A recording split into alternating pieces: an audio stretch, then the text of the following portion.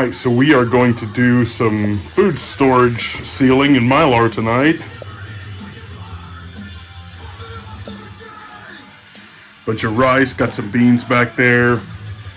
Sugar, which you don't need oxygen absorbers for. Got 100 pounds of flour there.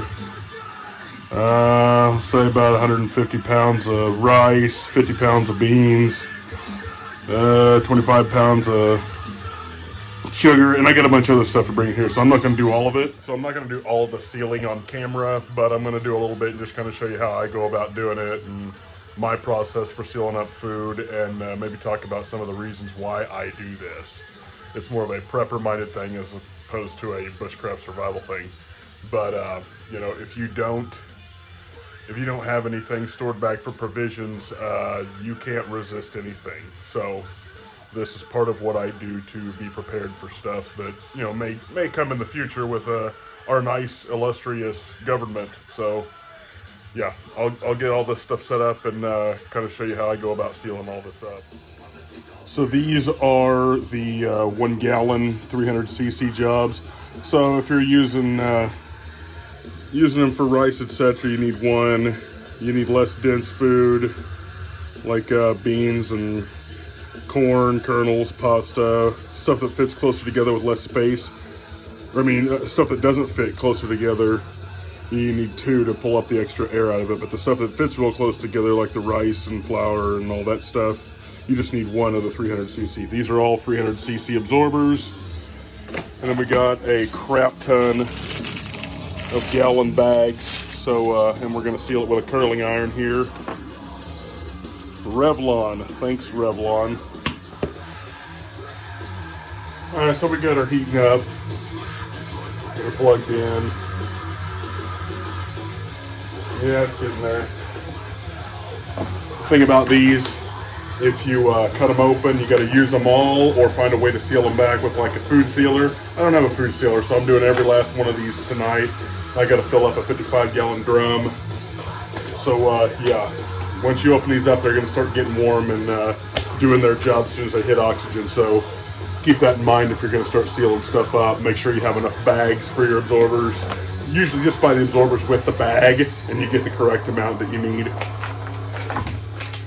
Alright. This is how I set this up. Set up a couple extra bags in here like this. Give it the old fist to pound right there. So you can do 2 or 3 of them at once.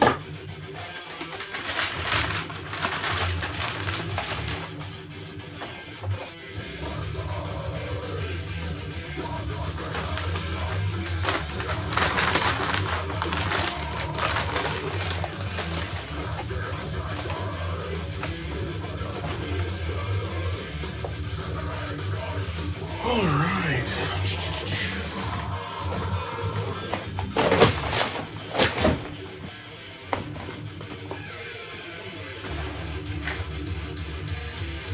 All right, so I just got to use 1 for the rice here.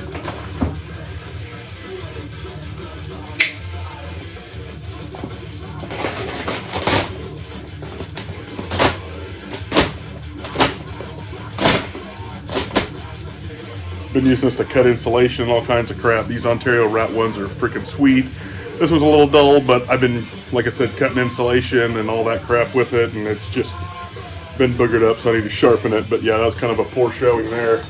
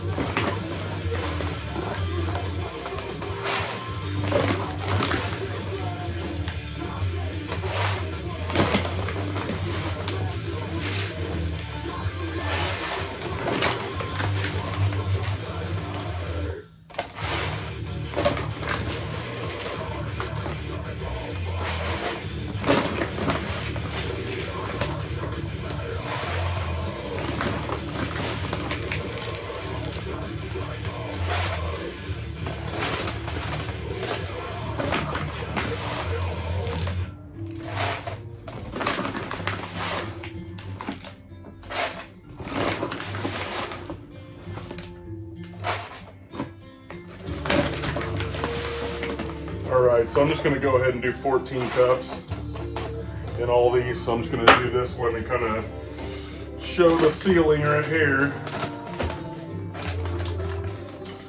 Okay, so we just take one of these bad boys right here.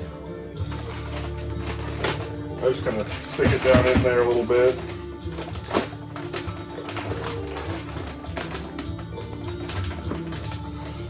All right. Just fold it to where it's kind of flush together.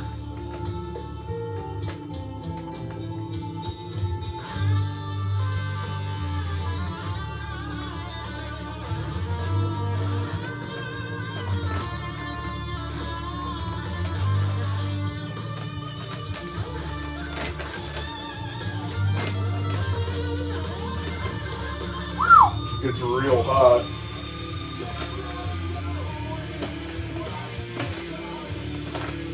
You can do that with a clothing iron or a freaking curler. That's just a straightener. But yeah, this Mylar gets real hot when you do that. But you know, it's got to be a little bit loose initially. And I've got an example. This is stuff from the last batch we did, and it sucked all the air out of it, and you can almost see the individual indentions of the grains of rice in it. And that's from September 2021, and this stuff should be good for, I mean, till the cows come home, really. But just an example, it does suck it all out, and it becomes a tight little package, and it's just formed on each end, and works out pretty good. It's a good way of doing it. But I'm going to do all this other stuff the same way. Just kind of want to show a little tutorial on how I do it. I just do one in the denser stuff that's going to have less air in the bag. You know, and again, the stuff that's got more air in between it, like beans and bigger kernel stuff and pasta, you're going to want to put two in there to suck more of that air out. So that's how I go about it. Simple process. You just need something to heat the ends of it and measure out how much you want in whatever bag you're getting. You can get bags all the way up to a 55-gallon drum. I like the smaller, sort of, I guess you could say, smaller packages. That way, you know, you can just open one and it's not a 55-gallon drum getting opened up. You know, you just smaller packages. You can kind of, maybe you can hand it out to people if you're in a position to do so, to help some people, or you just keeps it fresh longer for you. Stuff like sugar, again, you don't need it for sugar or salt. And there's probably some other stuff, but grains, pasta, stuff like that, you want to suck the air out of. So I hope this was informative. It's just simple, and you know, put some food back.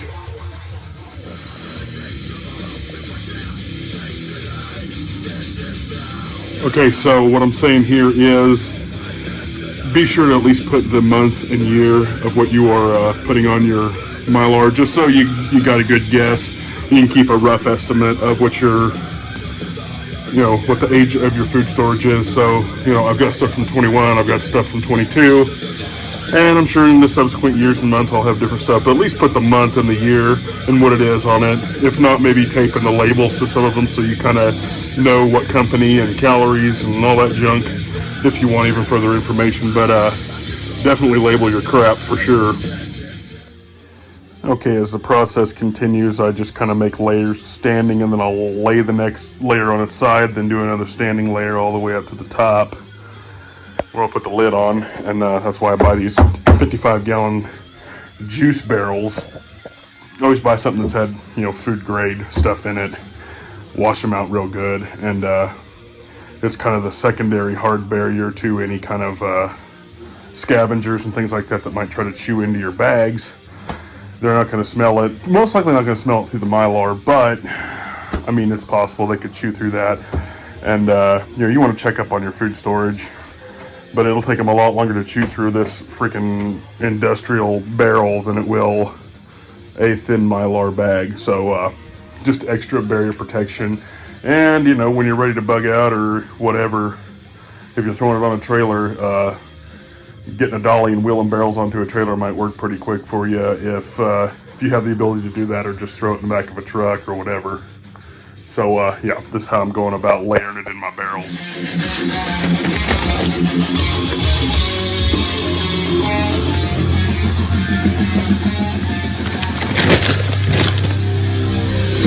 They drag you in, talking hard into the night.